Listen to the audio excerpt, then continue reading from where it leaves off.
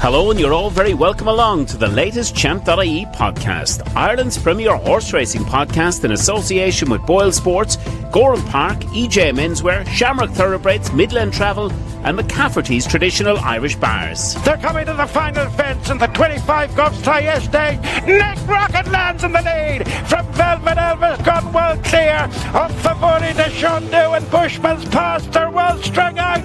Nick Rocket on the stand side for win number 10 in the race for Willie Mullins. Enter our Champ.ie headline competition in association with Midland Travel, where you could win a trip for two to the Cheltenham Festival 2026. For a chance to win, simply subscribe to the Champ.ie podcast on YouTube if you haven't already, and scan the QR code to enter your competition details today. We look forward to discussing your weekly #5cast selections in the comment section below. Hello, and you're all very welcome along to the latest edition of the Champ.ie Horse Racing Podcast. It is, of course, Season 7, and we are on to Episode 23 in association with Gorham Park, Boyle Sports, EJ Menswear, Shamrock Thoroughbreds, McCafferty's Irish Bars and Midland Travel. Well, on today's show, it's all about one place, and that's Cheltenham, as the countdown begins to the greatest showpiece in national hunt racing. On today's show, we look at the 5 championship races over the course of the morning and the evening, no matter where you're watching this show. The Champion Hurdle, Champion Chase, Stayers Hurdle, Ryanair Chase and the Gold Cup. In the company, as always, of Barry Doyle and our very special guest, Niall Tierney. We've got a very special guest later to come on the show as well, in Emma Lavelle. I'm going to get a little sneak preview of what Emma will be telling us later. He's improved massively, and like you say, he probably travels better in his races this year than he did last year. You're very welcome back, and we're looking forward to hearing that interview in full with Emma Lavelle later on in the show. Well, this is your final chance that we want to give you to go to the Cheltenham Gold Cup Day, and here's how you can do so. To begin with the chance of winning an all-inclusive trip for two to the 2026 Cheltenham Festival in association with Midland Travel, Ireland's leading horse racing travel specialist. Simply subscribe to Champ.ie on YouTube if you haven't already, and scan the QR code on screen and answer the following question. Who won the 2025 Cheltenham Gold Cup? Was it 1, Galopin de Champ, 2, I Know the Way You're Thinking, or 3, Marine Nationale? Register your competition details today, including your YouTube username. Don't forget, you must subscribe to Champ.ie on YouTube to qualify. The competition winner will be announced on Thursday, the 12th of February. Best of luck and be lucky.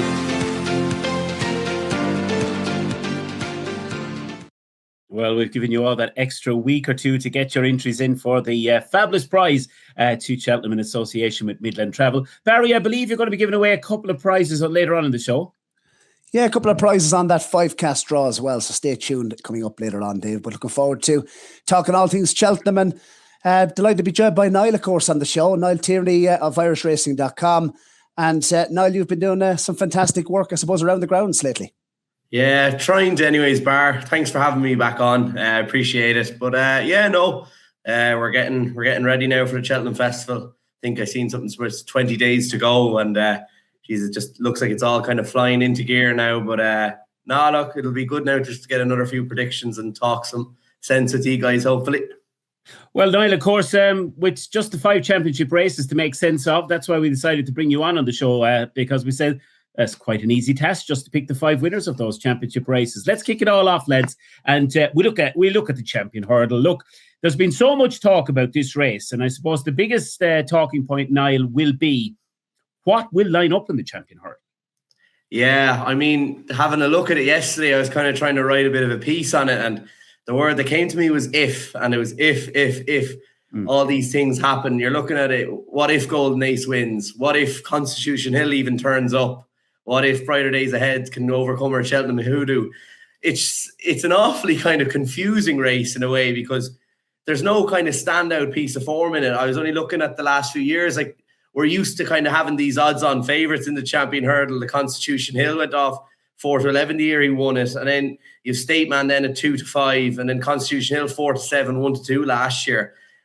Like now it's a lot more competitive. I just looked yesterday, like the new line is 5-2, Brighter Days Ahead 10-3. and then you've Constitution Hill at 4-1. I don't think Lossiemouth will run. I think she will go to the Mare's Hurdle, but look, it'll be interesting to keep an eye on this race in Suddle on Friday night. I mean, I think the viewers on ITV will be at a record number. It'll be fascinating to see now how he gets on in that and what will come of the race. But I do think he will line up in the race. I do think he will line up on that day in the Champion Hurdle.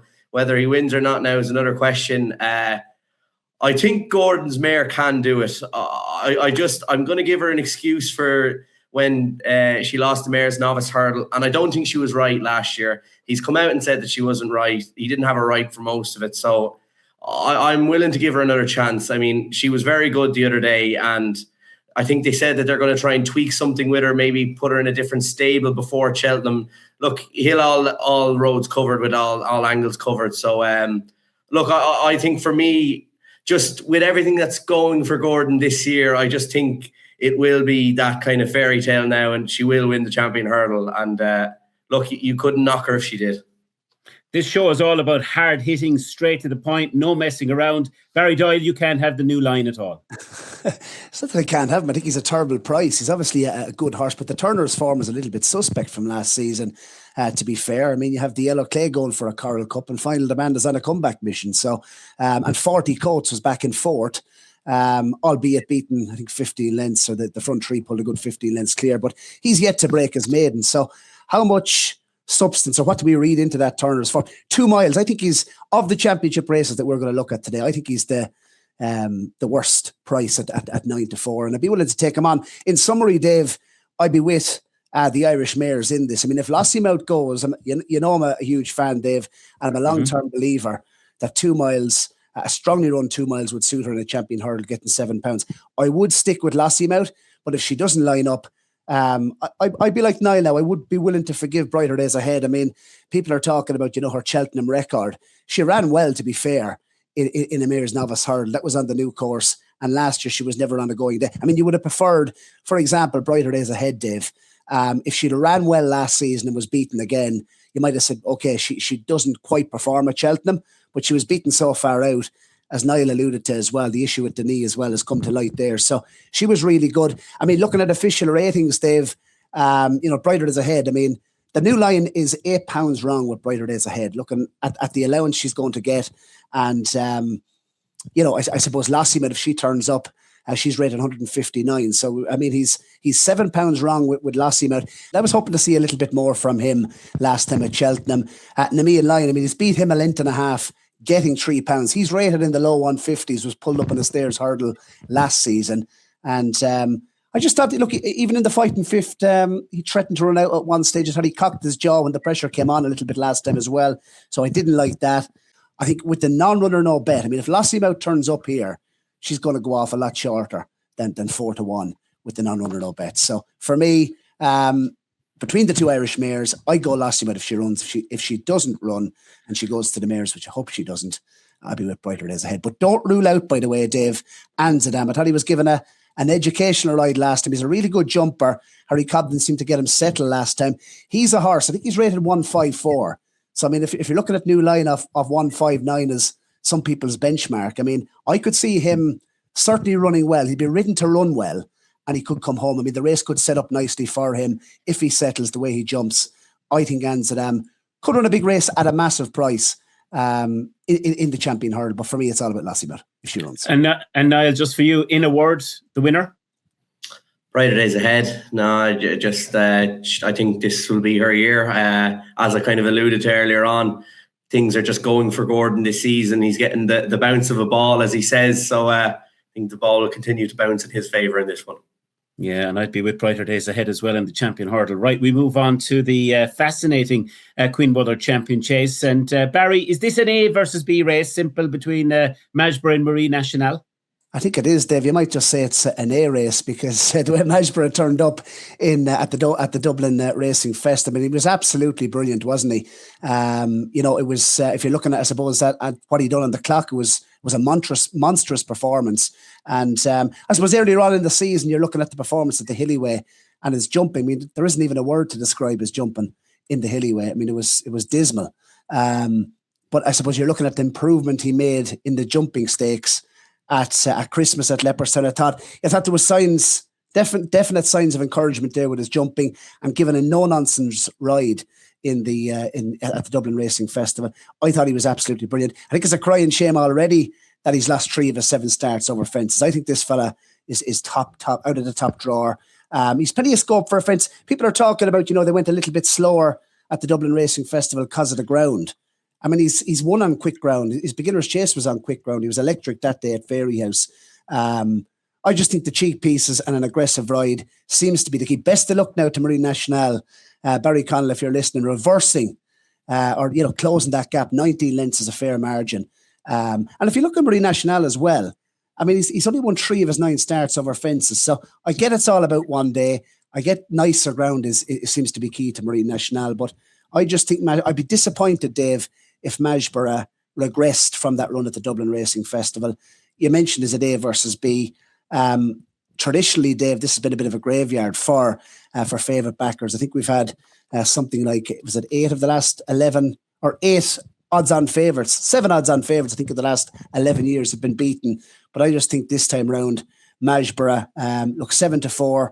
I'd be willing to take that, Dave. And of the championship races, he would definitely go into the category of banker.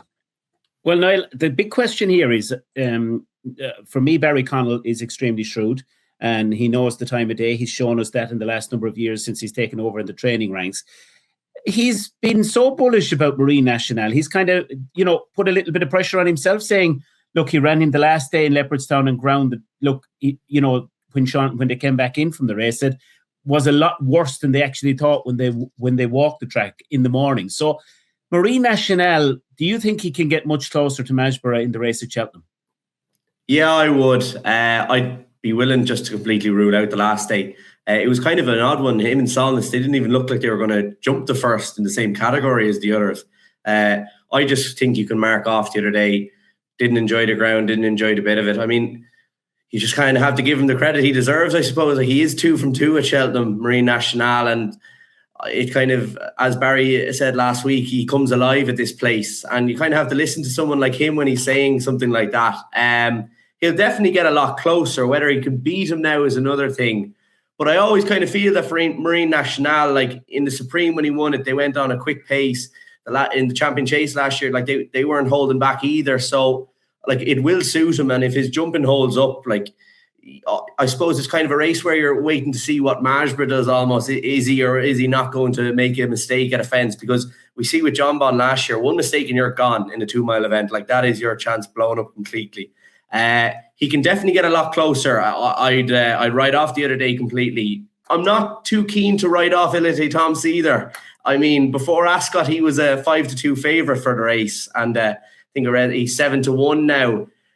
Like, he was the class kind of element for the last few months, really. I mean, like, his performance in Sandown last season off like a long layoff was spectacular. Like, he didn't even come off the bridle, and then rolling on into this season, he was impressive in Thurles, although he probably didn't beat much. But he went then to Sandown and he was brilliant again. Like, he blew John Bon and Loda Sud out of the water. So just at the prices now, I just think he's a bit big.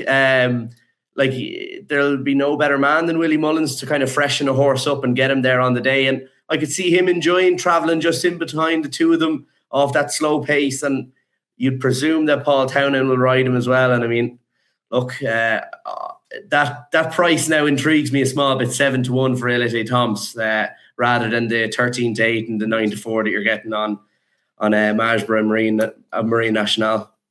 Cracking race to look forward to. Right, well, we are going to head into our first ad break, and right after this, we're going to hear from our very special guest, Emma Lavelle, before we look at the Stayers Hurdle, the Ryanair Chase, and Gold Cup. We'll be right back. Now boarding the train of thought. Calling out. Injury lane. He's 80% at best. Statminster. No, you asked me. Opinion Circus. Last Chance Cross. And Decision Time.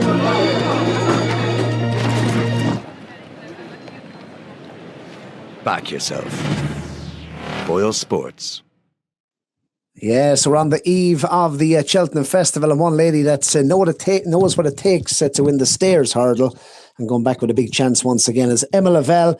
I suppose a good place to start, Emma. 2 questions. How are you? And how's Paisley Park?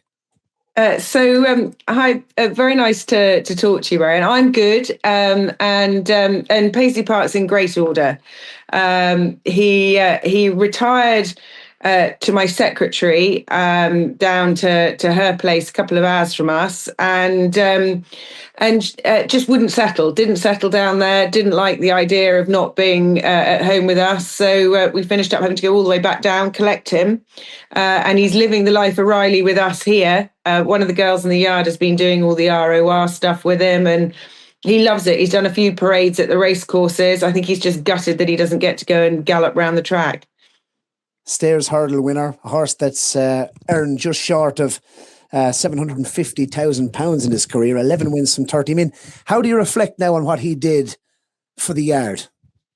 Oh, he did a huge amount for the yard, and took us on the most unbelievable journey. And he just I think where we were very lucky with him is that there was never a moment that we didn't appreciate him. I think sometimes when things happen sort of early in your career, you're a bit blasé about it. But we'd had a couple of festival winners, a few years back, and then he came along, and just he was just a magnificent horse to be involved with, and with Andrew Gemmell owning him, it was just a great story that people latched onto. So we never underestimated him or what he was doing for us at the time that he was running and competing. So we were privileged to have him, and although I wasn't expecting to still have him at this stage, I'd say he'll never be leaving us now. How does it feel, I suppose, a couple of years on, to have another contender heading back to the festival? Shantou, what an improver he's been. He's improved the guts to 33 pounds in just over 12 months. Yeah, he has. And I mean, he's a very different model. Paisley was this, big upstanding horse, and Shantou isn't. He's diminutive, but he doesn't think he is. He thinks he's massive, and just incredibly straightforward, and just, he's been fantastic this season, and absolutely loves Cheltenham. He's had 3 visits there this season. He's won all 3. And look, if you're going to pick a track that a horse loves, then at least it's Cheltenham. Most of the time they'd be picking Fontwell or Plumpton. So I'm quite relieved that Cheltenham is his track. And look, it's been really exciting, and hopefully it can keep going. He was 7th in the Albert Bartlett last season as a novice. I mean, if you look at the stairs hurdle and the record of second season novices, if you like, it reads pretty well. I mean, do you think in his races this year he's holding his position early? Was that maybe, do you think he's got stronger, I suppose, since the days of his Albert Bartlett run? Yeah, I think so. I think I probably didn't have him. I think he probably wasn't as well as I could have had him on the day for the Albert Bartlett. I just didn't think he looked as good as he had in his skin and everything that day. Now, hindsight's a wonderful thing, and I think he has got stronger, and clearly he's just kept improving. I think it is.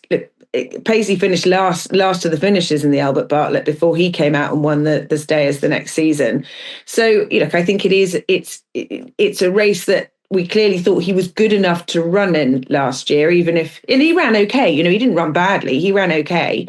But I do think that, he's improved massively. And like you say, he probably travels better in his races this year than he did last year. He races in that ideal manner where he travels for you, maybe just behind the bridle. But, as soon as you need him, he's there for you. He's definitely, you might say he travelled the best he's ever travelled when he won the Cleve. But he never over races. He saves his best for the end of the race. You've said it, because did that catch you by surprise, I suppose, when Ben actually gave him a flick and asked him to go? I mean, the last 50 yards, he was mighty impressive, wasn't he? He was really good, and there's no denying it. He did surprise me. Look, I ran him in the Cleve because I wanted to decide whether we were going to go for the Temps final or we were going to go for a Stayers. Like I said to you, he's small. I'd much rather not be carrying weight in a handicap and running off levels. And so, look, in no uncertain terms, he answered the question and said, the Stayers is the route we're going to go with him. So, I didn't expect to see him do it as well as he did.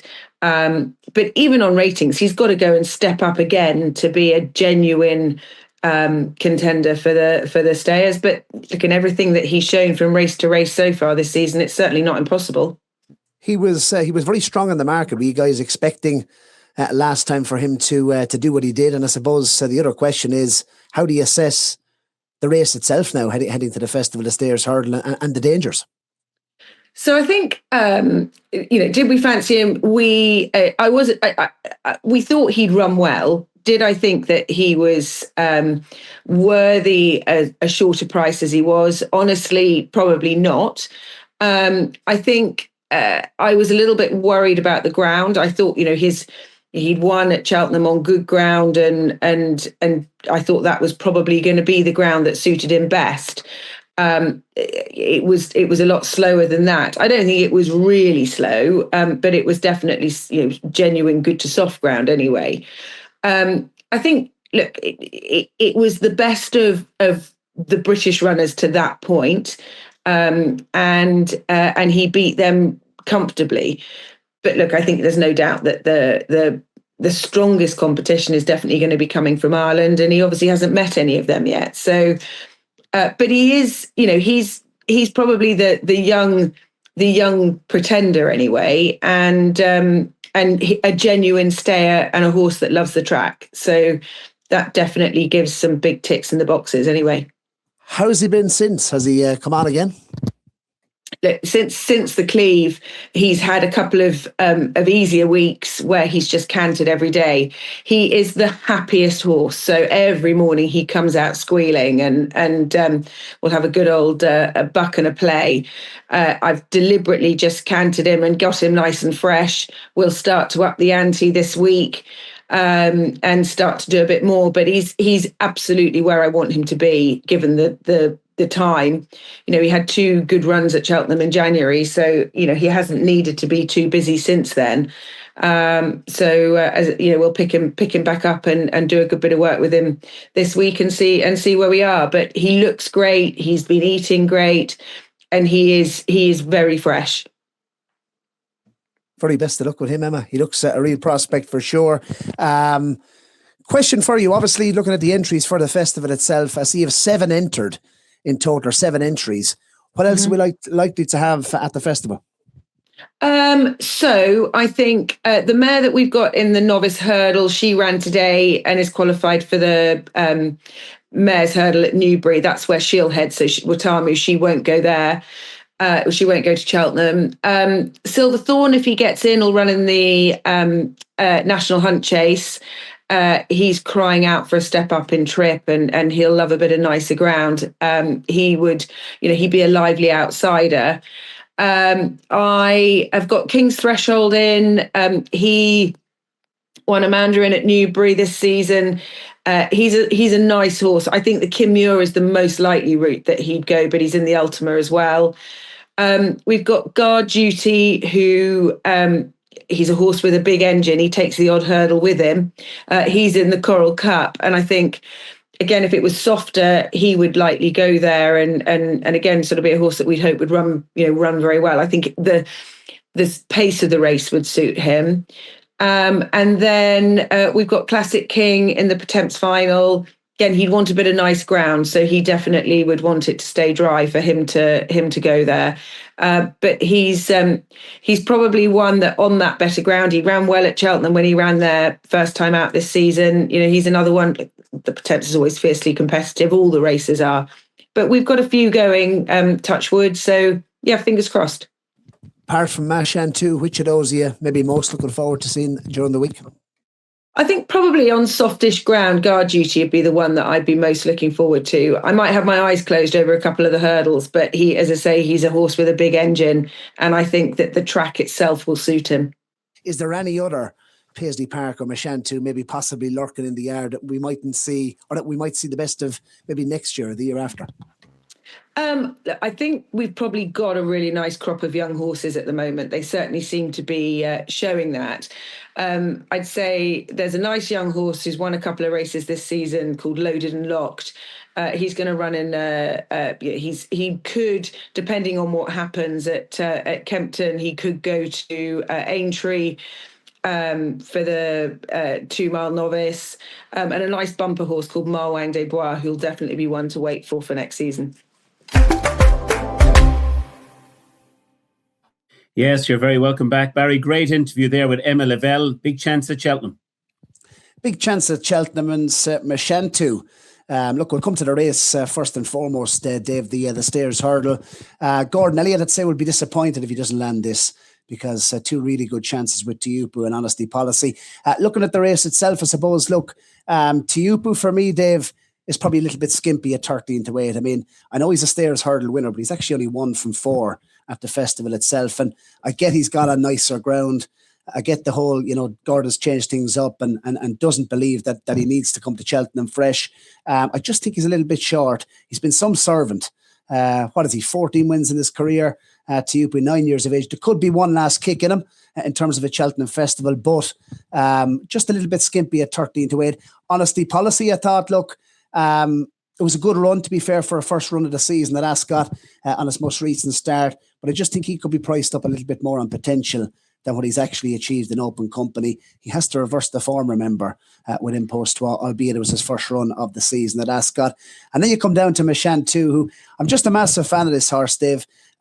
Different type of model, as we heard from Emma Lavelle there, in terms of a physical to Paisley Park, but he's improving. He's on an upward trajectory. We saw that with Paisley Park. I just got the sense as well, the way Emma Lavelle trains these young racehorses, that last year heading into the Albert Bartlett, as we heard, she was expecting him to run well, but, I think the improvement this season, what is he, 3 from 3 at Cheltenham this season. Looking at his overall form, I suppose, AntePost, I get he was getting weight last time. I was just really taken off the back of the last. It was from 50 yards to the line at Cheltenham in the Cleeve. I thought it was a really, really good effort. The way he opened up, the way he hit the line, and he is travelling sweeter in his races this season. I think that's just something to note. He's stronger.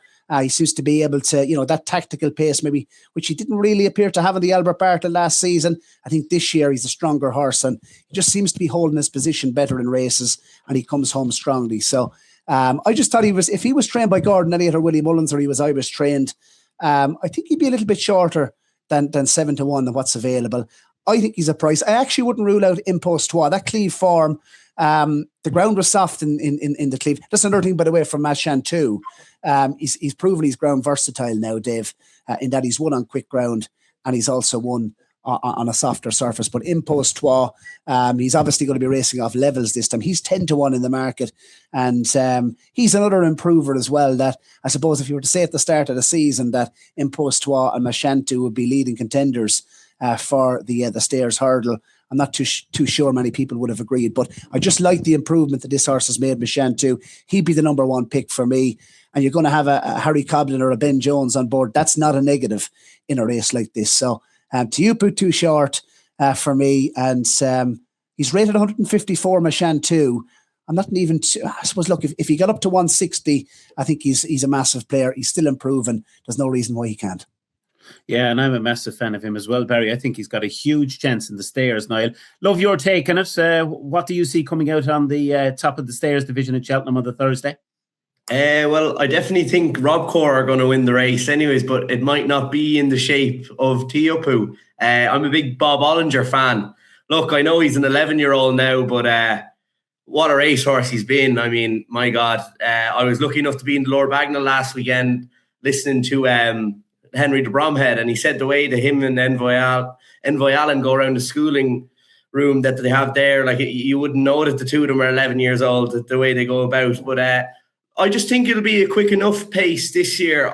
Maybe last year they didn't go that strongly, which wouldn't have helped Tiupu. But I think Florian Porter, it looks like he's going to be added back into the race. So that's your obvious pace angle there. But I just think for Bob Ollinger, like, he's unbeaten at Cheltenham, and he just travels around with this zest and almost that he doesn't really know what's going on for the first 2.5 miles. And then just something flicks in the head of, right, it's go time here now. And look, although another year older, I still think he retains the same quality that he has. And just the way that you can ride him in those sort of races, although you're avoiding something coming back on top of you or something falling ahead of you, I still give him a massive chance. I mean, a massive fan of the horse, but yeah, I think he can do it again. And I think I seen the other day that that it will be Harry Cobden that rides Shantou, so that's an obvious plus for him. I think Emma now, after last season when he was beaten in the River Don in Doncaster, you probably wonder, would this fella improve that much? And he has no end this season. Honesty Policy is the dark horse coming into the race. I feel, though, that he is that kind of, we're not too sure on him. And I think at Ascot the other day, he ran a great race, although he was beaten.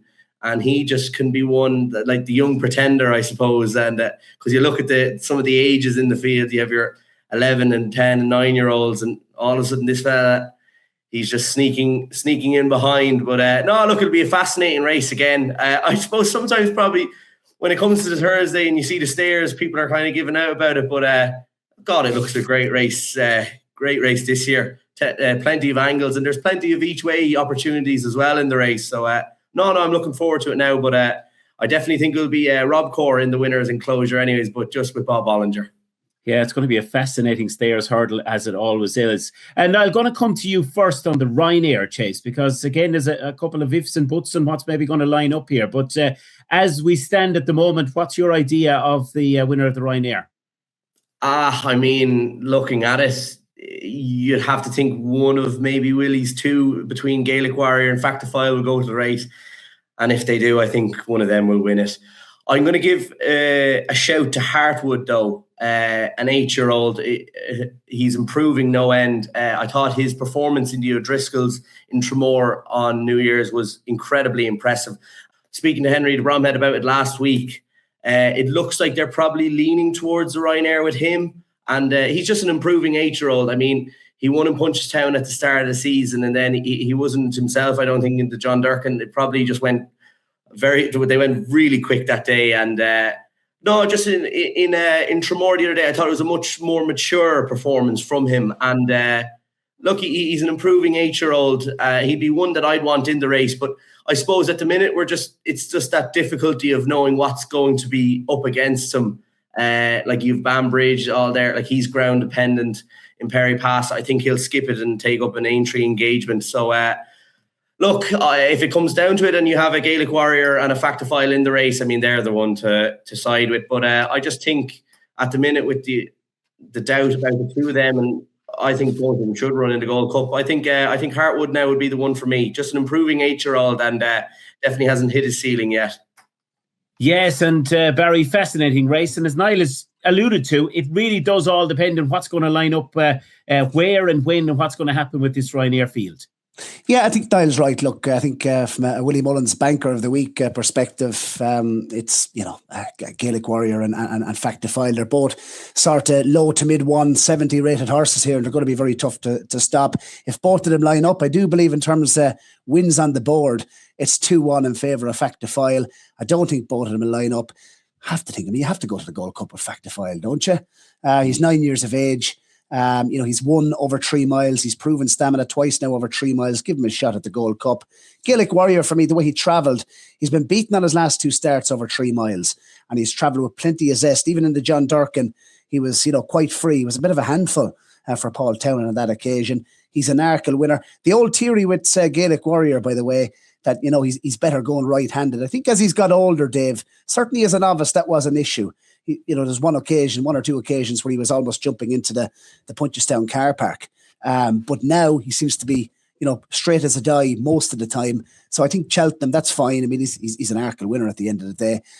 In terms of the race itself, I think, look, John Bon, does he run here? That is another question mark here, Dave. I mean, if he was mine, or I was Frank Berry or or one of the lads there, I'd be thinking maybe step this horse up to 3 miles.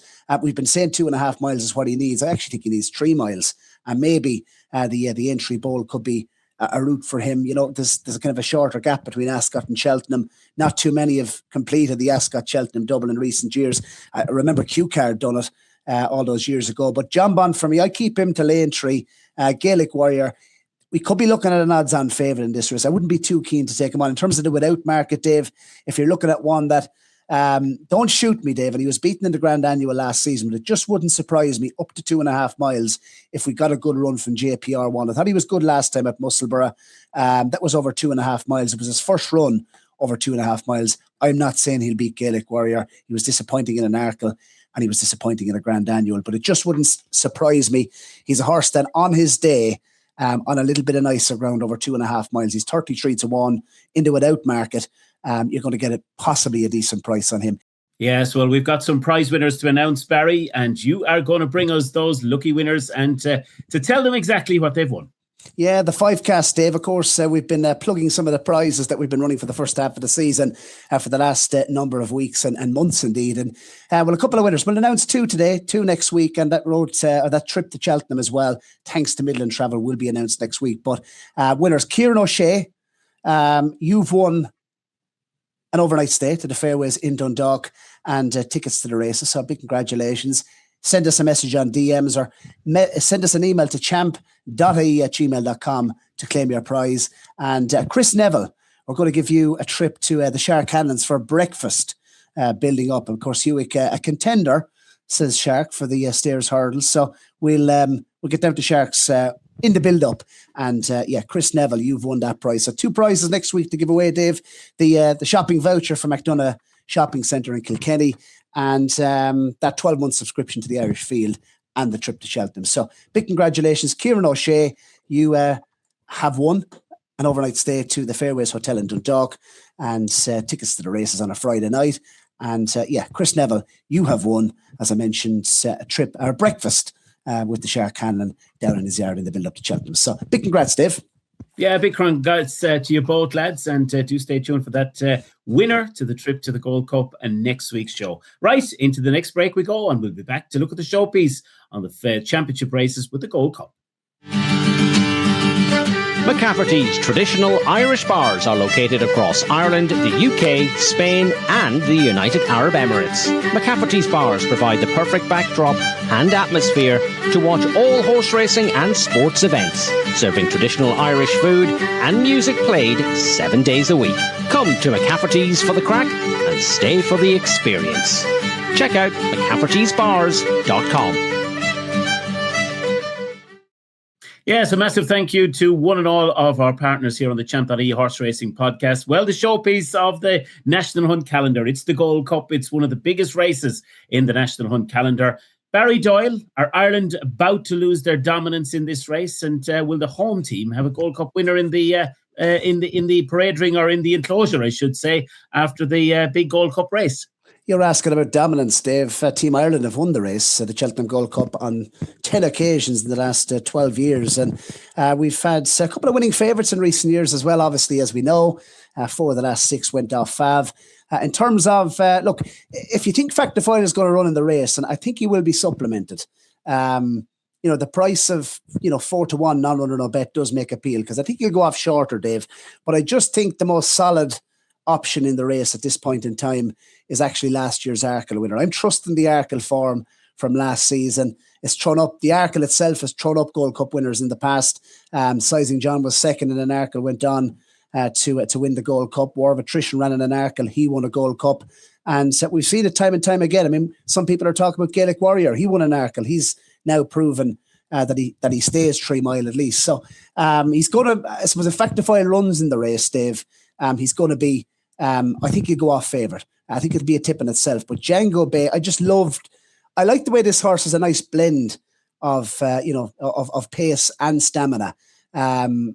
Looking at his performance at Ascot earlier on in the season on his return, first run back after wind surgery, I thought he was absolutely brilliant. He really put them to the sword on that occasion.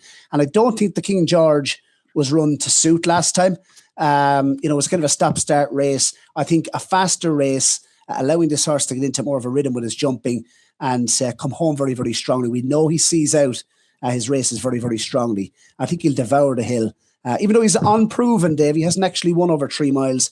I think 3 Mile 2 will actually really suit him. And I think for a Gold Cup, he has that, I suppose, blend of speed and stamina that the real good ones have. So Nicky Henderson, he's had, I suppose, in recent years, he's had a lot of bad luck. But maybe this could be, maybe Django Bay could give him a big, big day on the Friday at Cheltenham. I think he's probably look, at 11-2, I think he's still the value in the race. Couldn't have the jukebox man with your money. I just think his form heading into the season, he didn't scream Gold Cup winner to me. I thought the race maybe suited him at Kempton. I thought he was more of a Kempton horse. I'd be suspect about 3 Mile 2 up the hill. If you're looking at Spillane Tower, he's an interesting one. If the ground turned up soft, I know he was getting weight off Lahon Press last time, but I thought he won as he liked for Jimmy Mangan. And I would say there's a good, 20% improvement there in him. He's a Grade 1 winner, as we know. He was just touched off by Factify in a John Durkin last season. The season didn't kind of go to plan afterwards last year for Spillane Tower, but we know he's a high quality animal and there could be more to come. He's very unfurnished still.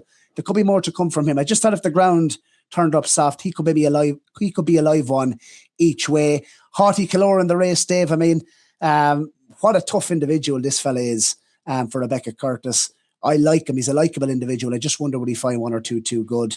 Django Bay is rated 167. I think this is the performance that could see him go well past 170.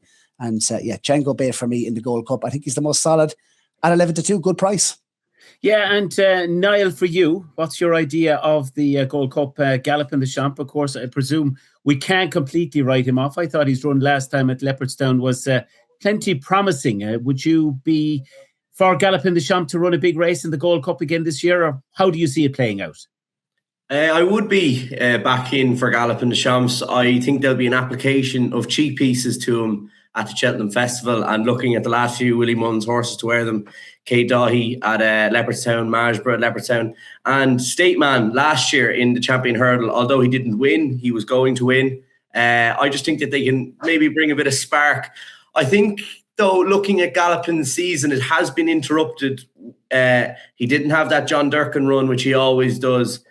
He had a hard race at Leopardstown at Christmas, like a really, really hard race. He left it all out there. And the last day, look, he did the exact same again, just wore his heart on his sleeve. He's a warrior of a horse. But I think they'll have him freshened up for this event. Barry is keen on Django Bay. I'm maybe not his biggest fan. I just think there's a couple of excuses being given to him when he's losing. Look, if he wins on the day, all credit to him. It's a brilliant race, though, and I think it's an unbelievable renewal. You could run it probably 10 times and you'd have 10 different winners. Like, Hazy Calors is the obvious pace angle in the race. I mean, he's probably just going to try and go out in front and say, right, you catch me if you can here, because he's that Irish Grand National stamina that it's in abundance. I don't think we'll see, I know the way you're thinking, Grey Dawning will line up. Spillane Tower is an interesting one now, definitely for Team Mangan. I think Jack Kennedy will be on board on the day. And I loved what he did at Cheltenham the other day. Like, just went around with Lahon Press. And we all have seen with Spillane Tower over the last few years, he just wins by what he needs to. He's never impressive. He's never flashy. I think they run if it's a truly run Gold Cup, he could come there swinging 2 or 3 out. And all you have to do is just ping the last and they get that hill. And I don't think they'll be playing him too early. But look, it's a fantastic race. And it's great for horse racing, though, that we're going to have a race like this. I just hope that Factifile is supplemented, and I hope the Gaelic Warrior runs in it as well. Because if they all line up, wow, I mean, you are going to have a proper spectacle on your hands. We need races like this in horse racing. Cheltenham is our Olympics, and this would be like an 100-metre sprint final of all them years ago between Usain Bolt, Johan Blake, all the likes. I would be Team Gallop in the Champs, but I would love to see an application of cheap pieces. I don't think he's ungenuine or anything, but just think it might give him that bit of spark that he needs to come back again. And we know through previous years, the hill is something that he can conquer. Right, lads, going to put you on the spot. Gold Cup winner in a word each. Niall, you first. Gallop in the Champs. Barry? Django Bay, but Spillane Tower were a massive race and wouldn't be surprised if on soft ground if he were to do it. And I'm going to stick with Gallopin the Champ for the Gold Cup. Right. Well, Niall, many thanks to you for your contribution on this week's show. And Barry, as always, a pleasure with your thoughts and opinions. They are the 5 championship races. Next week, Barry, what are we going to be looking forward to next week for the build-up to Cheltenham? Yeah, we're going to be looking at the novices next week. Niall will be back with us, Dave, and looking forward to getting stuck into those handicaps the following week. So really looking forward to it, Dave. And it's all roads, as we're talking now, Dave, 3 weeks to the festival. Absolutely. And if you haven't checked out Barry's Road to Cheltenham show, Noel Kelly has been the latest guest there. And a couple of more left before we have, of course, the Cheltenham Festival itself. Well, from Barry, Niall and myself, we hope you've enjoyed this edition of the Champ.ie Horse Racing Podcast. And hopefully you've the 5 championship winners all picked in your mind. Until next time, it's bye from us. Midland Travel in Tullamore have been providing a full range of horse racing packages for over 20 years, catering for all types of budgets. And they're off. Stephen and the team at Midland Travel can help you realise your sporting travel dreams. Midland Travel are the only company in Ireland that runs coach and ferry packages from both Manchester United and Liverpool. Check out midlandtravel.ie or contact 057 932 6777 for more information.